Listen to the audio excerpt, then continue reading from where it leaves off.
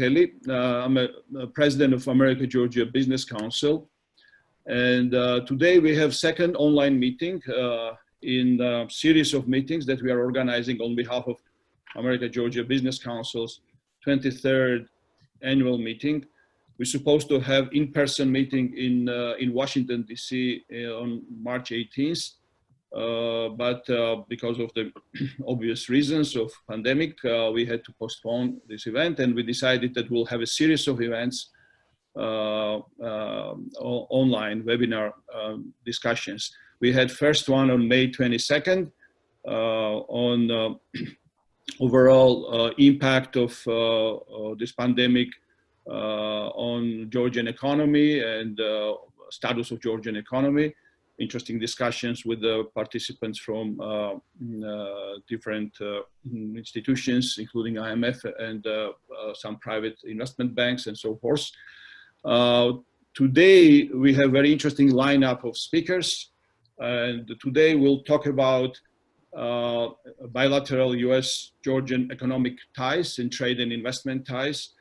Usually, America-Georgian Business Council annual meetings are forums for, in a sense, status update, what's happening in bilateral economic relationships. We started this activity since 1998, and since then, every year we'll get together to discuss what's going on, what are the achievements in bilateral economic relationships, and what are the challenges, if there are any. And this gives us great opportunity to all of us, in particular to our member companies, to have understanding where things are, where things stand, what are the trends, what are the prospects.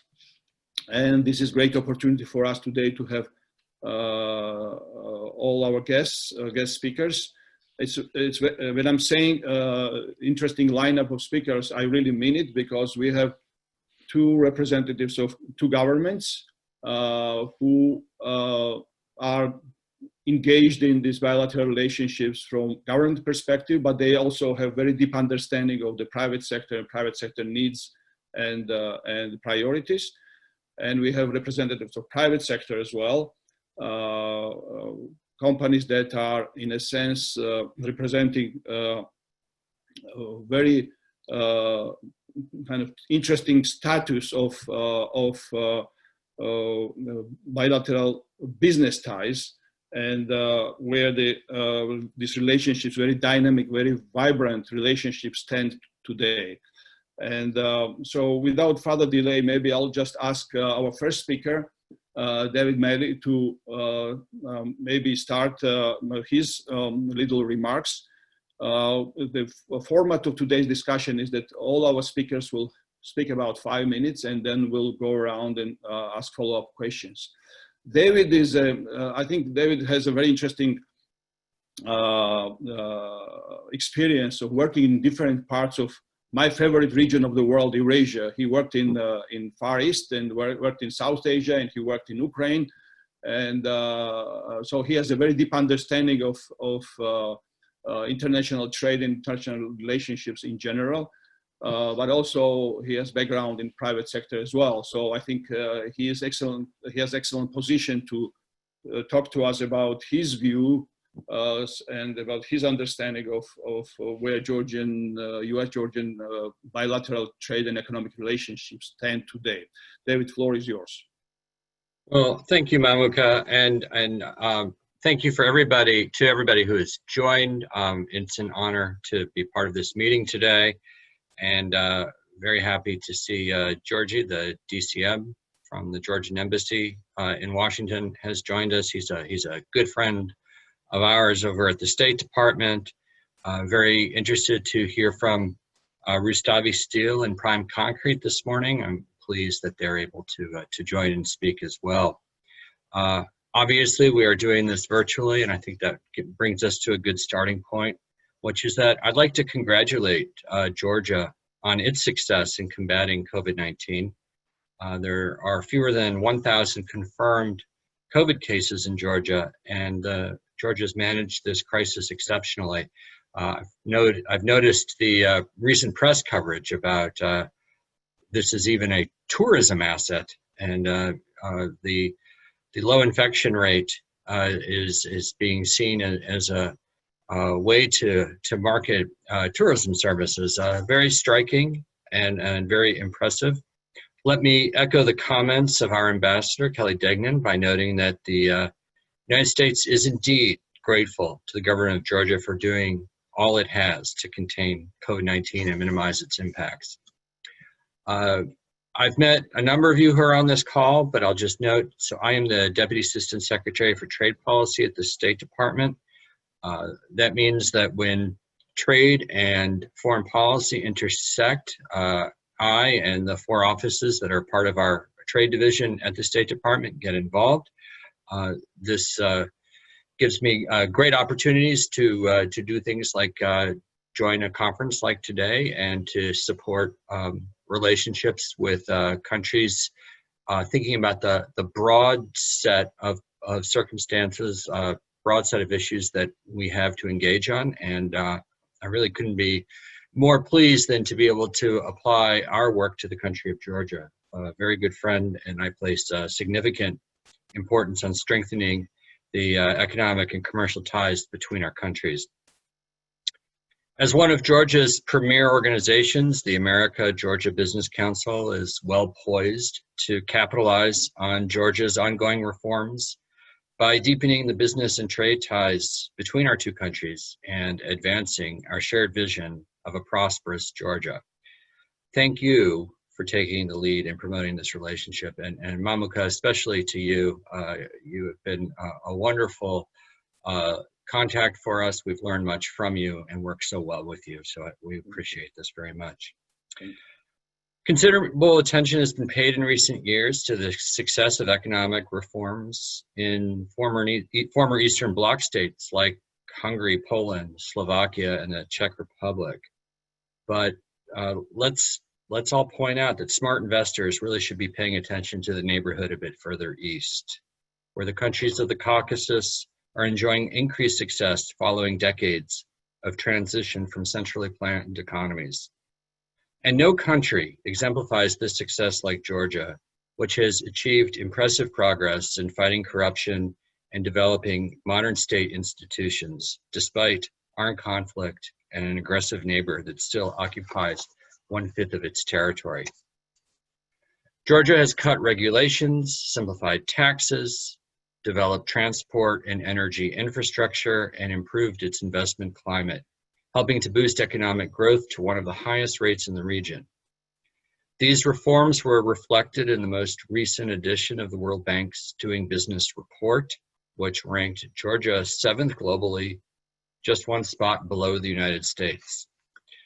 Georgia scored particularly well in the areas of starting a business, registering property, and paying taxes. As well, according to Transparency International, Georgia is perceived as one of the least corrupt countries in Eastern Europe and Central Asia. And Georgia has gradually risen in the Heritage Foundation's annual Index of Economic Freedom from number 124 to number 16, the biggest leap by any country on record. Emerging from the economic inertia of its communist past, Georgia is no longer described in these rankings as economically repressed, but rather as economically free. These are tremendous accomplishments, and American business has taken note. The level of U.S. direct investment in Georgia has risen significantly in recent years. As the global economy recovers from the effects of the COVID-19 pandemic, I expect more U.S. investor interest as U.S. companies recognize Georgia's potential as a trade and logistics hub linking Asia and Europe via the Caucasus. This is good news for Georgia's business environment, as American companies are top-notch corporate citizens that bring the best practices in transparency, innovation, and social responsibility. Georgia's attraction is undeniable, but at the same time, there's always room for improvement. And it is true that foreign companies, including U.S. firms, raise with us their concerns at times about the investment climate. Some investors, for example, have questioned the Georgian judicial sector's capacity to adjudicate commercial cases independently or in a timely manner. Investors have also expressed concerns about IPR enforcement, a necessity if Georgia is to integrate its economy into the rapidly expanding digital economy. Effective protection and enforcement of intellectual property rights supports a strong economic climate by incentivizing innovation and creativity. Even with these issues, and I'm really not here to dwell on them, just to present kind of the balanced, comprehensive view that we take from the State Department, but even with these issues, I should note that Georgia stands ahead of its post-Soviet peers as a good place to do business. And as Georgia's economic potential has grown stronger, so have our trade ties. Last year, we exceeded $920 million in two-way trading goods, a 38% increase from 2018 and up 120% from 2016. Our annual bilateral trade should soon surpass the $1 billion mark. To meet and exceed that goal, Georgia, as a member of the deep and comprehensive free trade area, should ensure that its harmonization with EU trade standards does not serve as a barrier to US products. Maintaining an open services market is also key. As a member of the World Trade Organization, Georgia has made strides to open and integrate its economy with the world, and the benefits are clear. Since joining the WTO in 2000, Georgia's GDP has risen from just over $3 billion to $17.6 billion in 2018. Because of the pandemic, the World Bank cut its economic growth forecast for Georgia for 2020, just like it did for everybody. But Georgia's economy is expected to rebound quickly with GDP growth of perhaps 4% next year. I had previously planned to lead a US government delegation to Tbilisi on May 18th for this year's meeting of the US-Georgia Economic Working Group, our annual bilateral economic dialogue. But we unfortunately had to postpone due to COVID. The EWG provides an opportunity for our two countries to assess our bilateral economic relations and plot a course for the coming year, helping us to broaden and deepen our economic ties. We're working to reschedule the EWG as a live in-person meeting, perhaps before the end of the year. If conditions allow, we can then take our discussions forward about how to boost bilateral trade and investment, how to strengthen intellectual and real property rights, and how to ensure the continuity of Georgia's judicial reform. To conclude, we, the United States, are committed to working with Georgia. The Caspian Sea region is clearly on the move as democracy and economic growth promise to transform the region into a 21st century powerhouse. Today's investors are looking for the next success story, and they'd be well advised to take a closer look at Georgia. Thank you for having me. Thank you, David. Thanks for this optimism that you shared, and I think all the plans that you had for travel to Georgia will materialize hopefully soon. Actually, I have to mention probably that we also had planned on trade mission, certified trade mission with Department of Commerce for April that we had to postpone as well, and hopefully this will take place sometime in early next year. But that optimism is definitely shared by us at America-Georgia Business Council and by our members as well. Our next speaker is our friend Georgi Tsikolia from Embassy of Georgia. He's the Deputy Chief of Mission. I think he, in a sense, is a great representative of combining different aspects of bilateral relationship between Georgia and the United States. He is a US educated, he has several actually US educational degrees. Starting from bachelor, ending with the master's degree. Most recently, was it Tufts?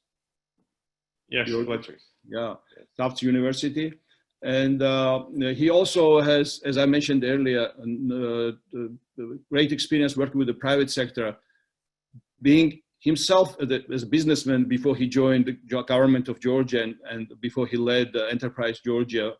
And then he joined the Embassy of Georgia about 4 or 5 years ago already, and he really represents engine in this process of bilateral economic relationships galvanizing every aspect of this relationship, trying to encourage all of us, in a sense, to be more proactive, and that he's another optimist on this panel, whose really effort is helping all of us to move forward in this relationship. So, Georgi, floor is yours. Thank you, Mamuka. Thank you for such a kind words. As always, it's a pleasure being with you. It's a pleasure seeing the old friends. It's a pleasure to come back to the discussion and active discussion on bilateral issues of bilateral economic issues, especially. And of course, in this light, and in light of the realities that evolve around us, I think it's not only timely, but at the same time is a much needed discussion. Again, David, it was great listening to you. It was great seeing you as well. And it's great seeing friends from Tbilisi as well. And Mamuka, I wanted to thank you, first of all, for allowing us to not wear ties today and enjoy our freedoms to the point where it feels comfortable, as always, being in the discussion with you. Well, when it comes to bilateral relationship and the numbers and the dynamic, and David has greatly outlined the process and the evolution of those relationships that has evolved for the past 2 decades, to the point where today we can proudly say that relationship, in any sense, in every sense in itself, is of strategic importance to both countries.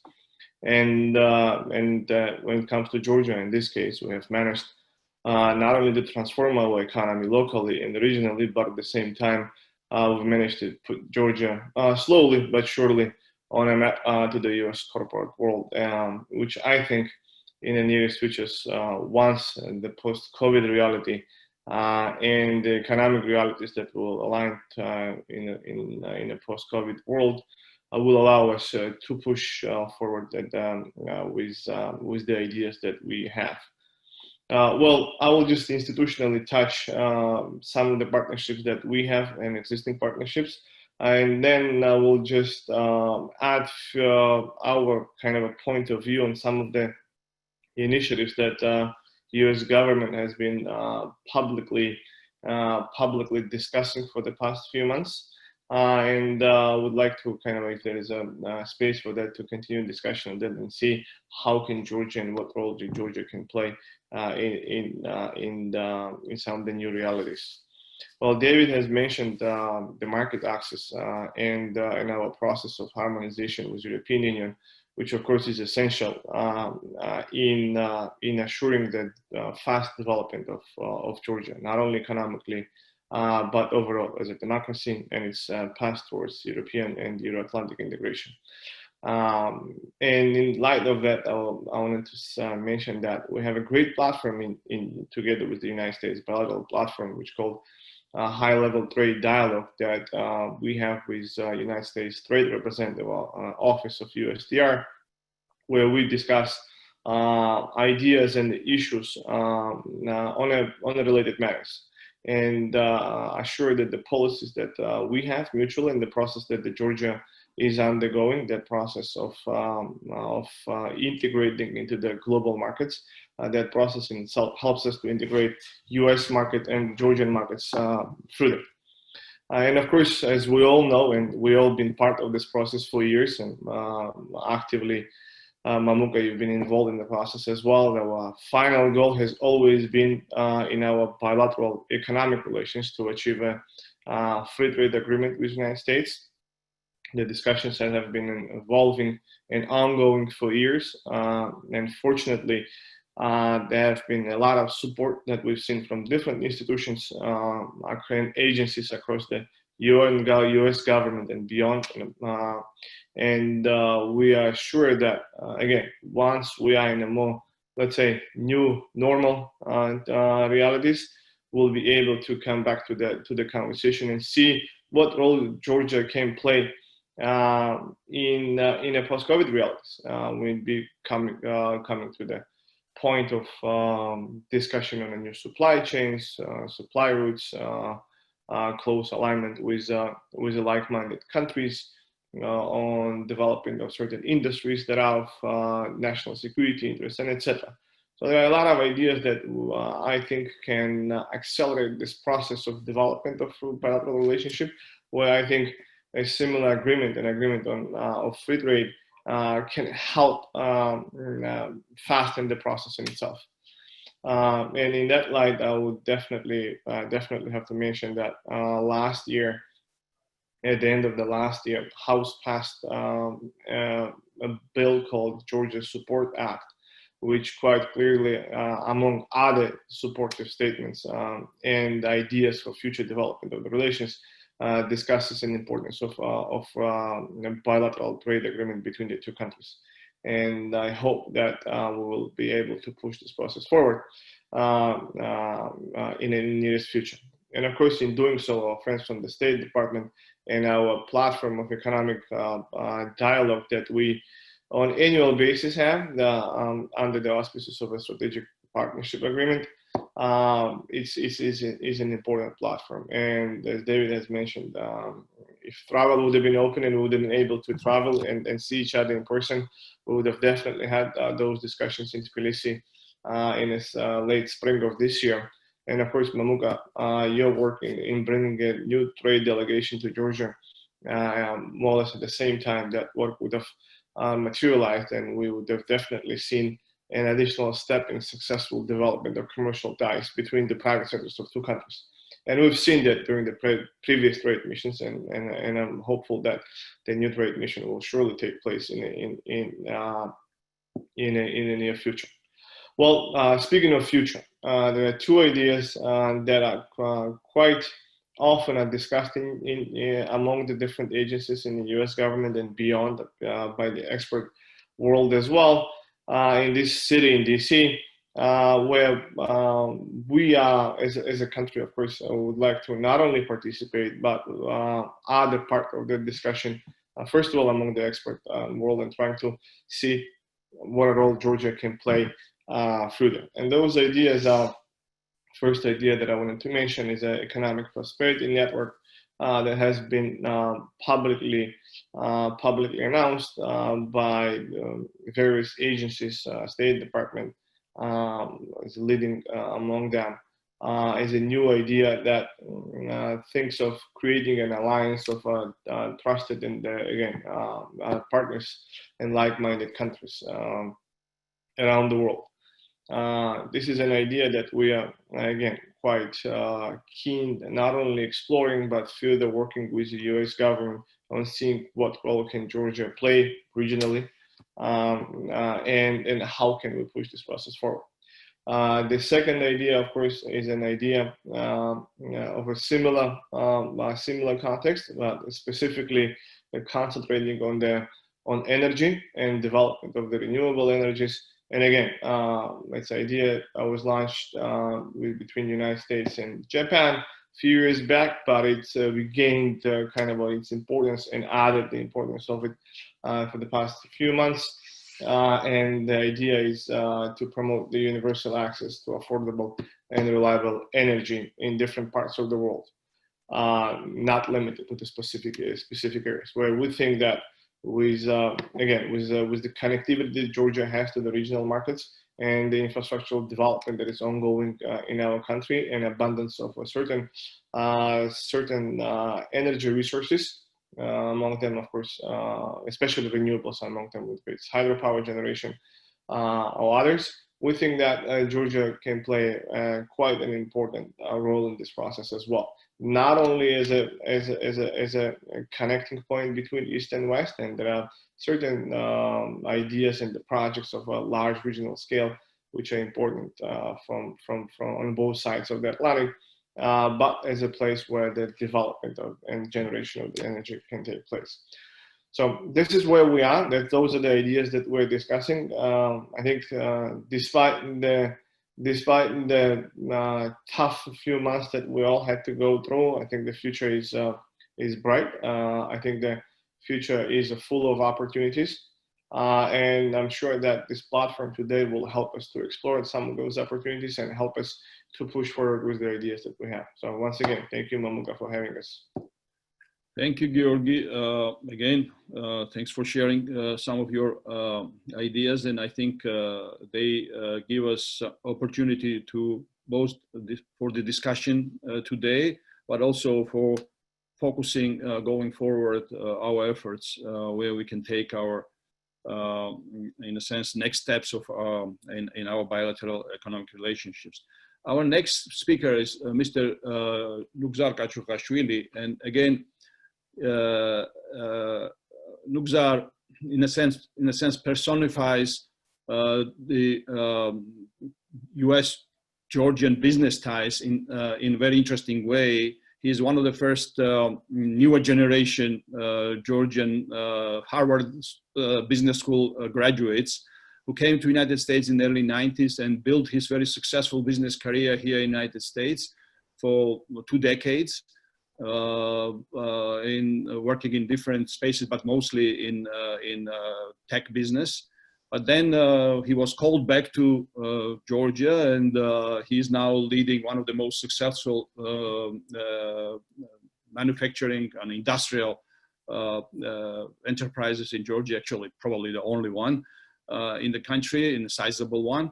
And he has very interesting, I think, case to present today. So without further ado, Nugzar, the floor is yours. Thank you, Mamuka. Let me put up the presentation and tell me if it's working fine. Okay. Can you see it, Mamuka? Yes. Yeah. Okay. Thank you. Thank you all, distinguished speakers, attendants. It's good to see the names of people that I know. My presentation will be brief. I'll skip through some of the slides, and the presentation will be available at Mamuka's site afterwards. So let's get started. Rustavi Steel. Okay, Rustavi Steel is a U.S. company. It's owned and managed by the U.S. citizens, both Georgian-born U.S. citizens. Our product lines mainly represent steel rebar and steel seamless pipes. We employ about 1,500 people, and our export countries are USA, European Union, ex-CIS countries, India, South Korea, and we have a number of international quality certificates. Little bit of history. It was started in 1948 as Rustavi Metallurgical Plant, and it was an icon of Georgian industrialization. Then there are a few important benchmarks here, but the most importantly, in 1991 and 2000 to 2012, for about 20 years, the plant stood idle when it was being looted, robbed, and nothing was produced. In 2011, the assets were restructured. In 2012, the turnaround of the company began. And as a result, today, Rustavi Steel is a Western-style company and a major player on local and regional steel markets. Rustavi Steel is a story how a defunct Soviet, ex-Soviet legacy plant was turned into a modern, successful enterprise. Rustavi Steel, we are now shipping and expanding our exports to all major markets worldwide. And I'm very proud to say that thanks to all the processes we implemented in place, we were ready actually for COVID-19 lockdown. We remained 100% operational. Not a single day we had to scale back our production. It was full of challenges, but we have done it. And it wouldn't have been possible unless we were a Western-style organization, a process-driven Western-style organization. A little bit about myself.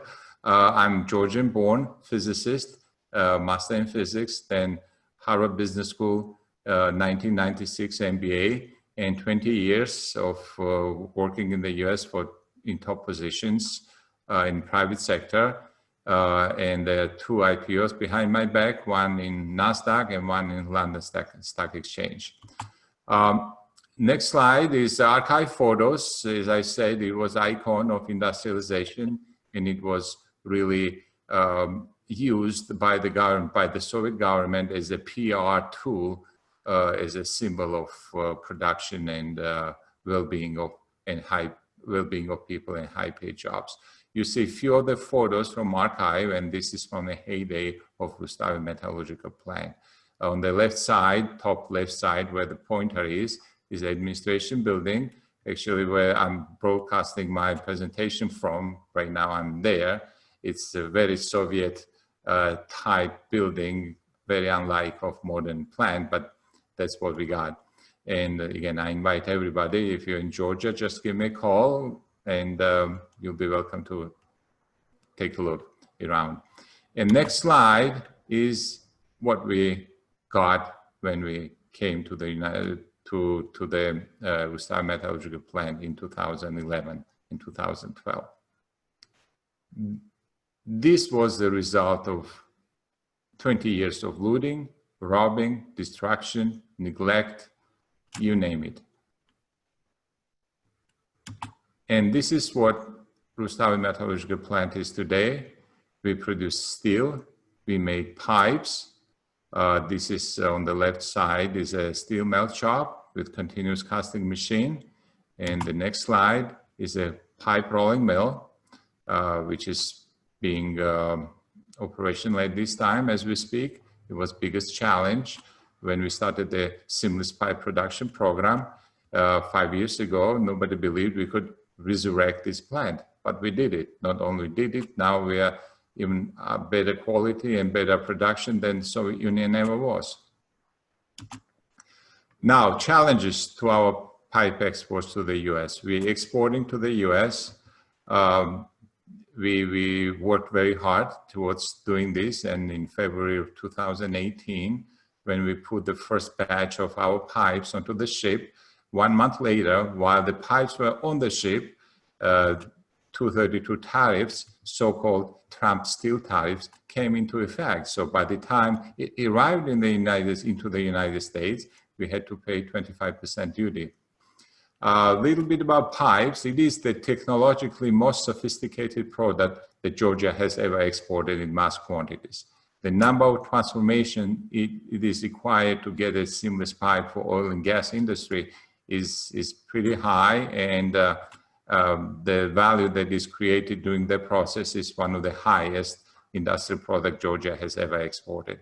And I would say it's also essential for economic structural transformation in Georgia, from low-paying, low productivity, agri and service jobs into high-paying and high-productivity manufacturing jobs. Major export markets are EU, where we enjoy tariff-free exports, despite the introduction of 25% import duties on steel. EU did this as a response to Trump's steel tariffs, but Georgia is exempt of that. We also export to ex-CIS countries, which is Ukraine, Azerbaijan, Kazakhstan, and we also enjoy tariff-free exports. However, to the United States, we have to pay 25% import duty on steel under Section 232, which is again so-called Trump steel tariffs. We filed for product exclusion. This is a way that was presented by Department of Commerce. If successful, we'll be able to enjoy tariff-free import into the United States, export to the United States. We argue that we have unique product which is not manufactured in the US, even though US has a capacity to manufacture it, but US producers opt not to manufacture it because this is relatively low margin product for them. Our end customers include ExxonMobil and Chevron and others, and we're requesting insignificant quantities compared to US consumption. This is like less than basis point of 1% of total US consumption. That's how much quantities we try to export to the United States. Even though it's huge for Georgia, it's meaningless to the United States. And other alternatives to supply similar quality and type of pipes are to the US are Russia or Chinese producers. And so the status of this product exclusion is that there was one objection filed from none other than the US Steel Corporation, which is more than 50 times larger than us, arguing that if we were to export to the United States, this may present as threat to the security of the United States. I'm very proud of this letter, but the fact is that Commerce Department has not yet passed a resolution on this matter, so it's pending 2 years and counting. And now we're pursuing other political and diplomatic options for tariff relief, because it is essential for Georgia and for Rustavi Steel to have tariff-free imports into the United States. Our arguments, and this is my concluding slide, our arguments in support of removing steel tariffs for Georgia. First, we have very close strategic economic relationship between the US and Georgia. As a matter of fact, the US-Georgia's Charter on Strategic Partnership says that facilitate the integration of Georgia into the global economy. And what better way to use that, to facilitate that integration than allowing the most sophisticated, technologically sophisticated product enjoy tariff-free import into the United States. And then there was a MOU which stated to enhance and grow bilateral trade. Second point, the quantities, the capacity compared to the US consumption are minuscule. It's again, I'm talking 0.1% if we were to only export to the United States out of all total US steel consumption. And Rustavi Steel is a very important player in Georgian economy. And it's a very vital, and it has a rather vital contribution to high-paying employment and economic structural transformation of Georgia. I'm going to reiterate this again. Economic structural transformation of Georgia, by that I mean moving about 1 million unemployed people from low productivity, self-subsistence farming and low productivity service jobs to higher paid manufacturing jobs. And then from there, moving even upward to more higher efficiency service jobs. And then trade imbalance is in favor of the United States. In 2019, out of close to $1 billion trade, the United States exceeded Georgia by $600 million in favor of the United States. So these are the arguments by which I think the United States need to consider removing tariffs on steel for Georgia. This concludes my slides. Mamuka, the floor is back to you. Thank you for your attention. If you could remove slides, please. Our next speaker is Alexander Sokolovsky from Prime Concrete. Thanks, Nugzar, for your presentation. And I'm sure we'll come back to some of the issues that you raised in our discussion. Alexander, I've known Alexander for now more than a decade. First we met through our very interesting interaction when I was sitting in the board of Georgian Regional Development Fund, a small risk investment fund funded by Millennium Challenge Corporation. At that time, Prime Concrete was a startup company that was just about to start its operation. Since that, it's more than a decade now, it grew up to be a very significant player in Georgian market in construction business and development business. And so I think Prime Concrete represents a very interesting case of success of US-Georgian collaboration from different instruments of funding, but also transfer of know-how, management, and so forth. So Alex, floor is yours. Thank you, Mamuka. Thank you very much. Thanks to all speakers and guests for the conference. Well, my name is Alexander Sokolovsky, and I'm a CEO and founder of Prime Concrete. I'm honored to share the story of Prime Concrete with a small presentation, with a short presentation, which I'm going to share right now.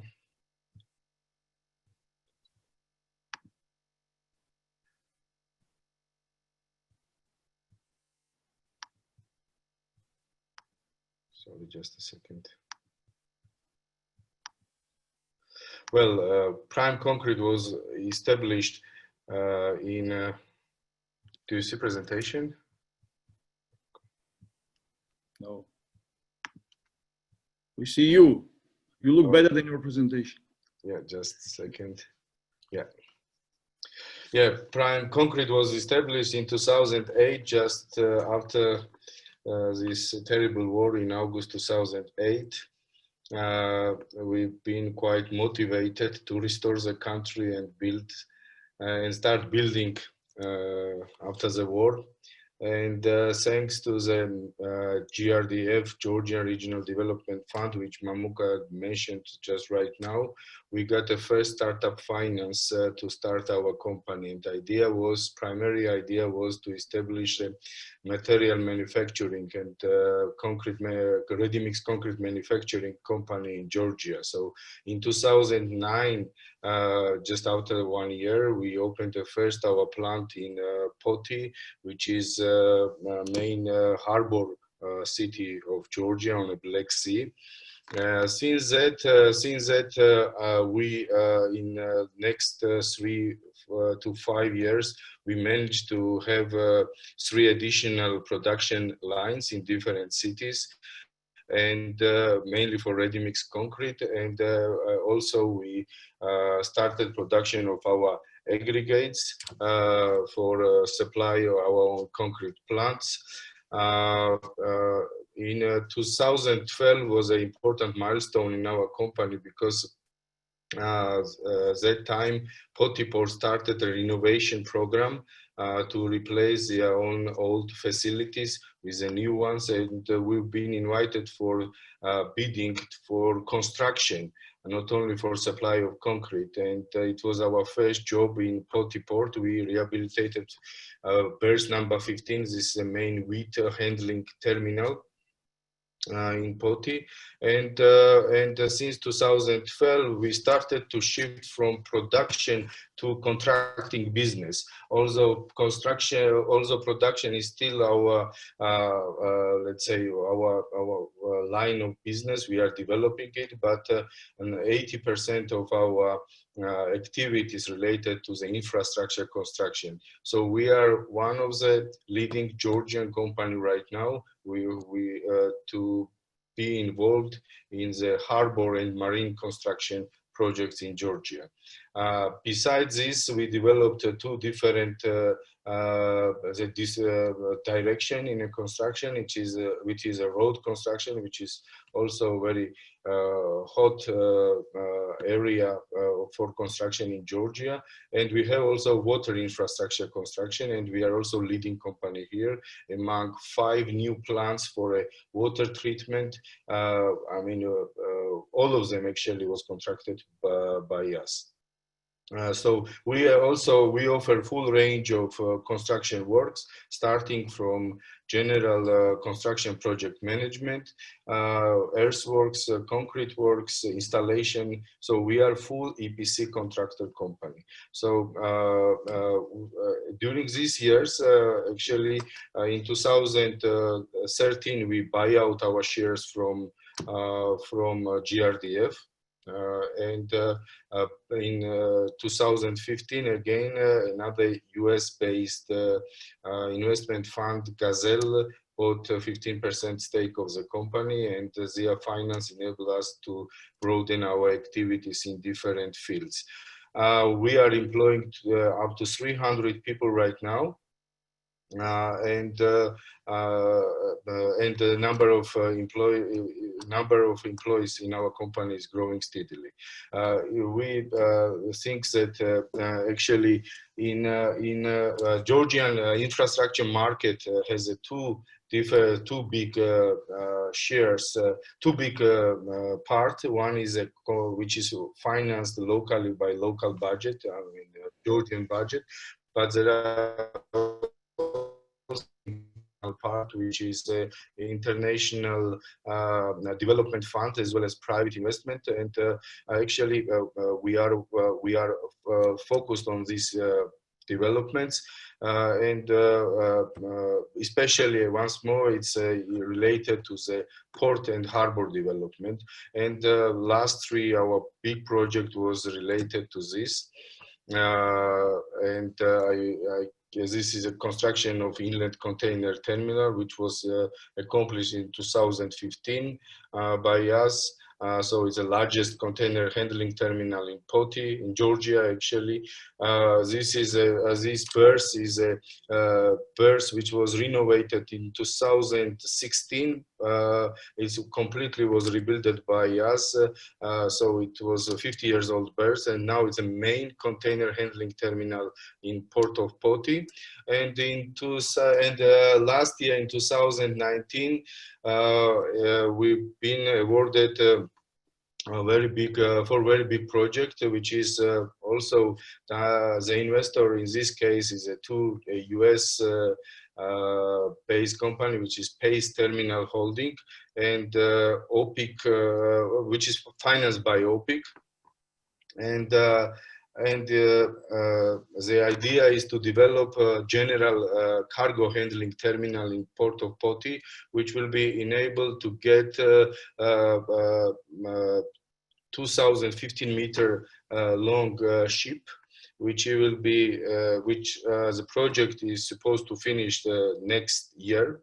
This will be the largest berth in Georgia, largest container handling berth in Georgia. Basically, it's a post-Panamax size of vessel, so it broadens a lot possibilities of Poti Port to handle different cargos, including container cargos. So this is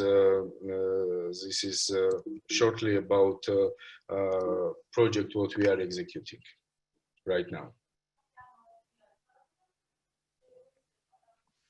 Okay, we'll come back probably to this in a round of questions that I'm going to ask. But David, if I may start with you and do the follow-up question. You are done, Alex, right, or not? Yes, yes. Thank you very much. Yes. Yeah. So, David, I think you mentioned several directions of interaction between the United States and Georgia, but also I'm interested to ask you, obviously under these new circumstances and COVID and pandemic and so forth, there are new priorities that the United States government has in terms of global trade, in terms of where the efforts of US government is focused as of today. And I was just wondering, Georgi mentioned about economic prosperity network, an initiative that is now under discussion. First of all, where you see if you see any changes in a larger picture priorities for US government as of today, and if there are any changes, where you see Georgia may place in this kind of transformation of priorities, if Georgia has any role, and even maybe Georgia can play even larger role than previously. Right.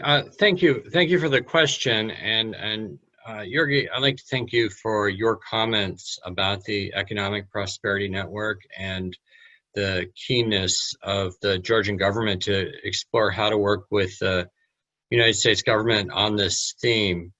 Let me describe this a little bit, and Mamuka, let me just start by acknowledging that, yes, I do feel that there is an increased emphasis now in a lot of our economic policy discussions on how economic policy interacts with national security. In fact, our national security strategy states economic security is national security.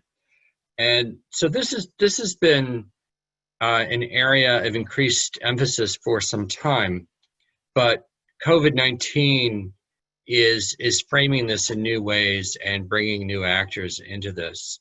First of all, on the supply chain side, obviously the surge in demands for personal protective equipment this has given rise to a key question about supply chains, which is, what are the national security needs of the United States? And all countries need to ask this question. What is it that our people need access to in terms of supplies that we cannot tolerate having disrupted by external events in the world. I mean, that could be COVID-19, that could be geopolitical events, that could be something like Fukushima in Japan.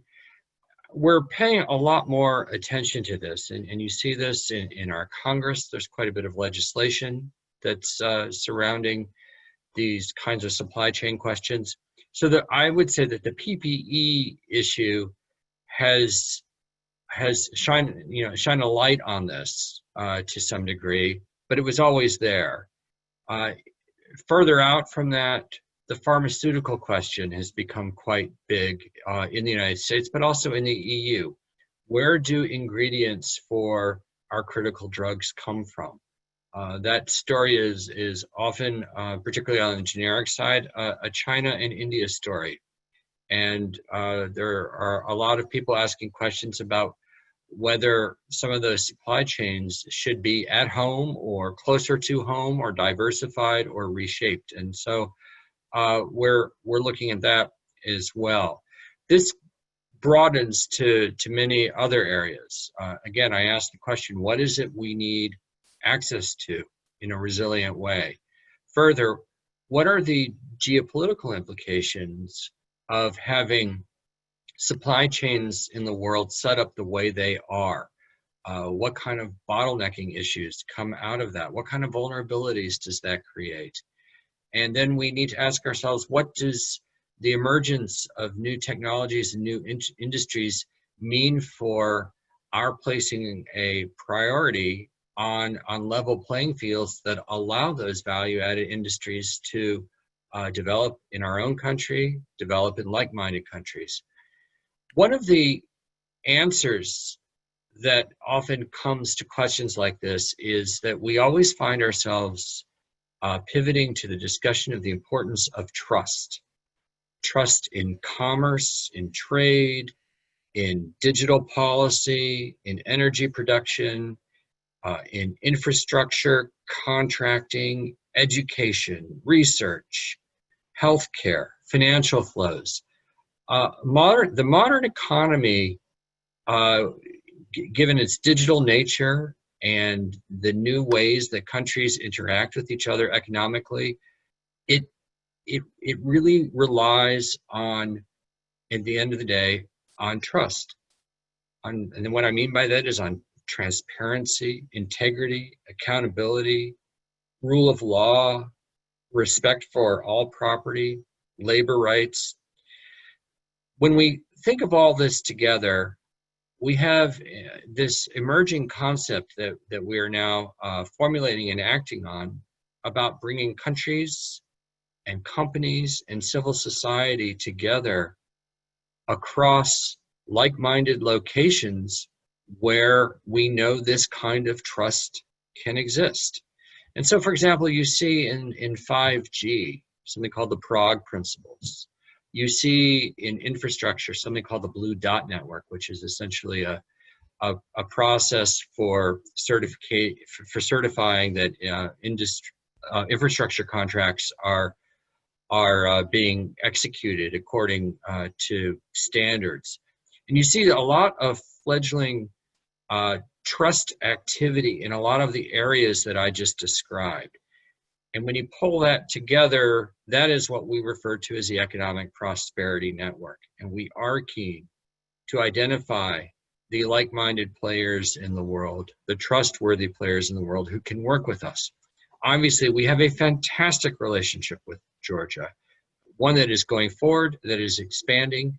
And so my response to what Yorgi said and to Mamuka's question is, yes, this is a priority. And yes, it belongs in discussions that we have with Georgia.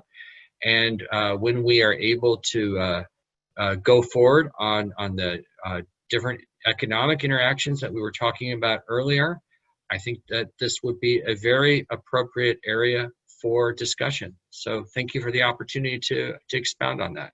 Over. Thank you, David. I think this is obviously very exciting to consider some of these new opportunities that are opening between these two countries, and I think it's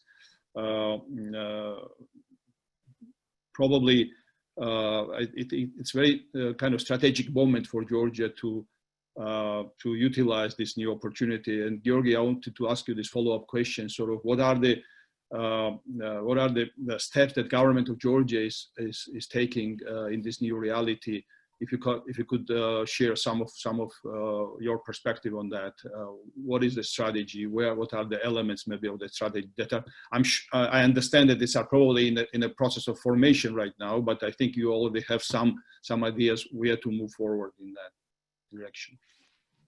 Sure. As you have rightfully mentioned, Mamuka, I think we're all still at nascent kind of a process of first of all understanding of where we are and what the future will look like in terms of the economic development and overall partnerships and cooperation between the countries, and how would the economic development of specific parts of the world will look like, and will we see more localizations? Will we see more regional developments? Will we see more of a global development, but of more of a like-minded countries where around initiatives such as economic prosperity initiative?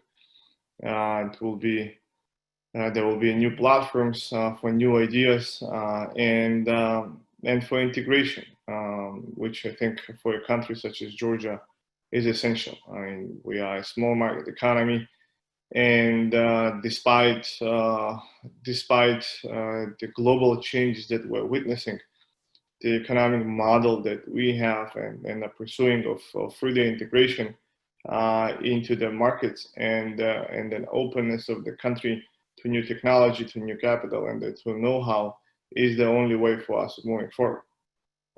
There is no other medicine for fast development for a country such as ours. So in light of that, of course, any new ideas that the government is coming up with and is pursuing are closely related to that philosophy. And you might have heard and seen yourself is that some of the statements that were and the ideas that were shared by the Georgian government, and the ideas are as follows. We would like to further push on our path of becoming the regional hub for certain industries. We would like to again identify where Georgia and what role Georgia can play in this shifting world, especially in terms of the supply chain side. And at the same time, of course, we are willing to engage in discussions with the leading corporate players across the globe in identifying their needs and showing where Georgia can play and can facilitate those needs, and how Georgia can facilitate those needs locally. David has mentioned pharmaceutical industry. David has mentioned generic drugs. David spoke of the medical industry and the national security issues and some of the production areas where some of the production areas that are playing a national security importance. There are great examples of our bilateral cooperation, especially on this field. And one of those examples on how the science industries and the scientists of two countries cooperate on that is, of course, the Lugar Center that we have locally in Georgia.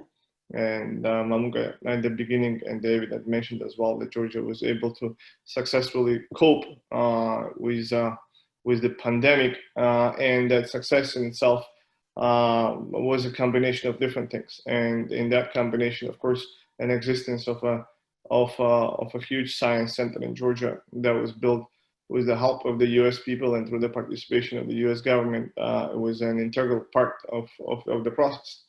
And of course, beyond that, there are cases where Georgia has been shown and proved being trustworthy, not only to its counterparts in U.S., but in dealing with the corporate world as well, where a large company such as Gilead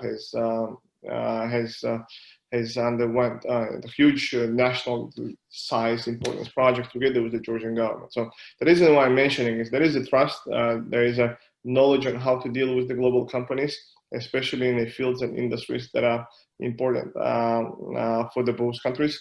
And I think those discussions and those opportunities will be further kind of explored. And on behalf of the Georgian side, again, you asked for what the government is pursuing. Government is staying active. Government is on a daily basis has a conversation with the leading corporate players across the globe who are active in our region, in discussing with them of what the new reality and what the new challenges and new opportunities look like, and from our side, willing to discuss on the role that Georgia will be playing, and trying to make sure that in the nearest future there will be an additional flow of new technology and capital into the country. Thank you, Georgi. I think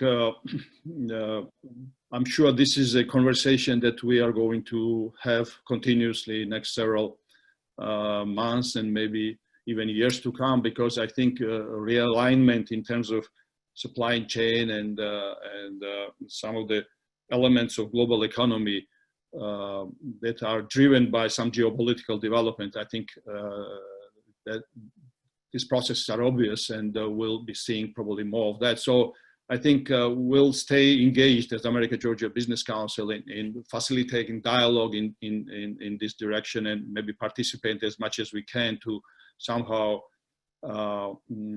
advance some of the interests of obviously our member companies, but also how we can connect companies and Georgia and opportunities in Georgia to each other. Now, I would like to go back to Nugzar now. And Nugzar, you made your point very clear. You are very unhappy with the tariffs on steel imports. But let's talk a little bit about some of your partnerships in the United States. I think that element of your activities and your efforts, you export to the United States because some of the companies are importing your products. And maybe you can say a few words about who this what's the space in this field is right now, and who you work with, what is the geography of your activities, maybe in US, and industries that you are engaged, and I mean, how you collaborate with them in achieving your primary goal going forward on US market. Thank you, Mamuka. Yes, we are exporting to the United States. We have two types of usage for our seamless pipes. One is oil and gas industry, and the other is construction. Construction, mainly the pipes we are exporting to the EU is mainly for construction purposes, and the pipes we export to the United States is mainly for oil and gas industries. And we all know oil and gas industries have seen better days than today, but by the time we are up and running in terms of scaling up, I think they'll come back to their feet, and they'll be able to order enough quantities that would make worthwhile for us to ship overseas. We're looking through local distributors out of Houston, Texas, and that's when the main concentration of oil and gas industry players are. There's a small subsection of that industry in California, but we haven't gone that far yet in Southern California. So we stay local in Houston, Texas area, and our pipes, after entering the United States, actually they do create jobs because they require inspection, they require post-processing, they require distributorship, drivers, and a few other services. And we estimate that amount of pipes we have shipped despite the 25% tariff, so that we maintain relationship with the customers, even though financially makes very little sense for us to do so, have created equivalent to about 50 jobs just in the United States, just in the Texas area, entire Houston, Texas area. We maintain our relationships by phone calls, by Zoom, by all means necessary. And business is very simple. They know what we can produce. They have their clients, the clients place orders, and some of those orders we get, we negotiate prices, and after that we put stuff into production. In about 3 months, the pipes are in the United States. That's how the business works, and then after the final customer gets the payment, I mean, gets the product being quality inspected, being post-processed, we get the payment. So it's about 6 months cycle from placing an order to getting payment. And the end users of your products you mentioned are construction industry and oil and gas industry. Yes. And oil and gas industry had some issues. Did you see any impact on your business in recent months because of some of the declining oil prices, or it's lagging in time, or where you see this? We haven't seen it yet because our customers are large clients who they need constant drilling, constant explorations. And again, the amount that we supply to the United States are insignificant to be hit by the COVID-19 viruses and the pandemic, consequent pandemic. So far, we haven't seen any impact because of the quantities, very little quantities we had been shipping because of those 25% tariffs. And did you mention the names of the companies that did? Yeah, it's ExxonMobil, Chevron. These are the two names that ring the bell for the audience here, and then a few other larger. We work with top 10 oil companies. Okay. Thank you, Nubzar. Thank you. Next My pleasure. question goes to Alexander. I think you started talking a little bit about the new developments on PACE terminal, and you mentioned this new berth that is under construction. I understand that you are also working with your partners from Netherlands, and there are some kind of interesting engineering solutions and some new kind of know-how approach to this project. Can you say a few words about what is exactly that you are doing on this new terminal development? Definitely, thank you. As I mentioned, this project is financed by DFC, and I mean, it was an international tender, international bidding for the construction works, and we are, as a contractor, I mean, generally harbor project is very knowledge intensive projects, and in this tender was 13 international participants, very big companies from the region, Turkey, Ukraine, Greece, and as a local company, we joined with a Dutch design team, and we won the tender bidding because actually we've been the only one among 13 companies who presented alternative solution. So in this alternative solution is based on the modern technologies, modern construction technologies and design. And in this short period, we redesigned the complete project. It was a biggest value which we gave to our client. Actually, we took almost 10,000 tons of steel from the project, I mean, and we replace this with different other structures. And I think Nubzar will not be happy about that. It's not directly related to Rustavi steel, but I mean, we are using a lot of reinforcement from Rustavi steel for this project, but it was mainly steel for the tubular piles, and we replace this with a more cheap technology, and actually it gives almost 20% saving to the customer. So and we won this tender based on the alternative design. So international collaboration in this kind of project is very important. Unfortunately, Georgia is lack of this kind of technical knowledge due to some recent history, and for this project is very important, of course, the know-how, and I think we got a great experience, and I believe that the new port also will give a lot of opportunities to Georgia, and we based on this success, or even though that construction process is just started, we already get several leads to other projects in the region. So I think the successful collaboration with international companies will continue. Thank you, Alex. I would like to now, unfortunately, we're running out of time. I would like to give all our speakers, starting with David, maybe 1 minute for your maybe final comments, what you've heard from others, if you want to comment on that, or in general terms, any final comments, or just for 1 minute, you're welcome to. Please, David, we'll start with you. Well, thank you, Mamuka, and thank you to all of the speakers and to everybody who has participated. It looks like we had a pretty good number today. I hope that I have conveyed our continuing focus on Georgia at the State Department and our commitment to carrying through our economic engagements as as COVID-19 permits.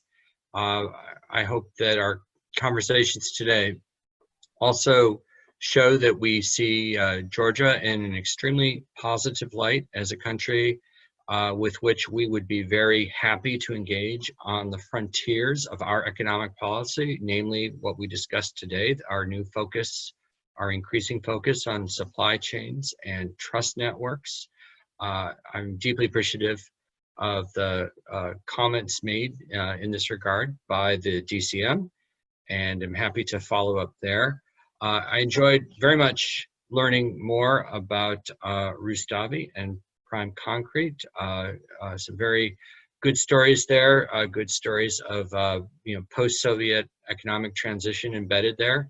I know that particularly in the case of Rustavi, there are issues involving exports to the US, and I'm glad to see that you are engaged with the Department of Commerce, and I take your deep research and your follow through as a positive signal of a desire to do business in the United States where possible and permitting. And in the case of that particular area, I mean, obviously that's a national security question for us. But I know that the Department of Commerce is very reasonable and thoughtful in how they do the exclusions analysis, and I'm glad that you are engaged with them. All in all, thank you, Mamuka, for an excellent event, and I am available to you and to your members as needed to carry through on these ideas. Thank you, David. Appreciate that. Georgi. Mamuka, once again, yes, I would like to echo David and thank you for putting this together. Thank you all for participating. As I have mentioned at the beginning, I think timing is right. I think the more similar type of discussions we'll have, the more examples of successful businesses and corporations we have, the more opportunities that will be. And David was right in mentioning that both companies, Rustavi Steel and Prime Concrete, are the perfect examples of what the partnership between the two countries could bring or could yield in the future as well. Alex has mentioned that the fund Gazelle Finance was part of their success and their development. I would add that the Gazelle Finance is a US-based and US-financed fund that has invested in more than 2,000 projects across Georgia. So the capital is coming, and the idea from the United States as well. So, which definitely is a perfect sign. As well as the perfect sign is that despite the economic downturn that we all have faced in Georgia as well, and decreasing foreign direct investments that we saw in Georgia among other countries around the world, the number of and an overall volume of investments from the United States to Georgia has, even in this time, has increased. And the United States is one of the few countries where that number is going up, and which not only hopeful but sure that will continue its strength of increasing, and we would see more engagement in the coming months and years. And we're engaged in discussions locally as well. And I know how eager is DFC, the rebranded and the new mandated OPIC, the Development Finance Corporation, is in pursuing new opportunities with a new mandate that will go beyond pure commercial projects and will touch a lot of strategic initiatives. As I've mentioned, we're talking and speaking loudly with the leading companies across the United States. And the government, you asked Mamuka for what the government in addition is doing, and we've been proactive in every aspect. And even again, in these times, as you know, we've managed to increase our footprint on the western coast of the United States, opening a new Consul General office in San Francisco, whose main idea and the main kind of a challenge would be to engage with the companies on the western coast and work with technology and others beyond companies and assure that their interest towards the country and assure the future investments as well. So we are perfectly set for what the future will bring. I'm not scared to say that. And I think in the months and years to come, we will see a lot of success cases. So once again, thank you for inviting, and thank you for being here. Thank you, Georgi. Nugzar. Thank you, Mamuka. To reiterate, we have worked very hard to make a turnaround, successful turnaround of a legacy Soviet-looted rogue plant. We have succeeded in doing so. We have very hard to export our products to the EU and the United States, and we are working very hard on having these tariffs removed for Georgia, for Rustavi plant, for the same reasons I said before. First, we have very close strategic economic relationship between our countries. Our quantities are minuscule compared to U.S. consumption, steel consumption, and U.S. steel imports. And we have major imbalance in favor of the United States in the amount of over $600 million. That is all, Mamuka. Thank you. Floor is back to you. Thank you. Alex? Thank you. Thank you for interesting presentations and conclusions. For us, as I mentioned, it's all this cooperation, Georgian-American cooperation is very important. We, as a company, is supported by Gazelle Finance, which is a US-based financial organization, and project what we are executing is completely supported by DFC. So in 1 year time, Georgia will have a new berth, a new port actually, which will be able to handle much larger ships than we are handling currently. And I think it's very good example of this cooperation. Thank you very much. Thank you. I'd like to thank everybody. I think this the last comment, I should probably add one detail there, that the ships vessels that will be able to come to Poti after this construction will be able to ship all the way to United States. So I think this is, right now they need to use all sorts of feeders, all sorts of other intermediary ports and vessels to ship things from Georgia to United States, most of the cases. Now, this will be a major breakthrough, in my opinion, going forward in hopefully contributing to the larger trade and larger export of US goods to Georgia and also the Georgian goods to United States, including pipes. I would like to thank all our speakers for your contributions. I greatly value all of your contributions to this discussion. Obviously, to all our participants, I apologize that we didn't have enough time to post all the questions that the audience has asked, but we'll be continuing our efforts, and this type of meetings will be happening in the future. I appreciate your readiness, David, and everybody else to be part of this type of discussions going forward, and also to have discussions with our member company representatives. One announcement, we'll probably have another meeting sometime in July, and we'll let you know about that. But our major event in the rest of the year will be, hopefully, we'll be allowed to have it in person. It's a third, what we call Vino Forum, Wine Forum, that America Georgia Business Council is hosting. Last year it was at Harvard University in Boston area. This year we plan it at UC Davis in November 11, 12, and we'll be making announcement in about more details going forward, most probably in July.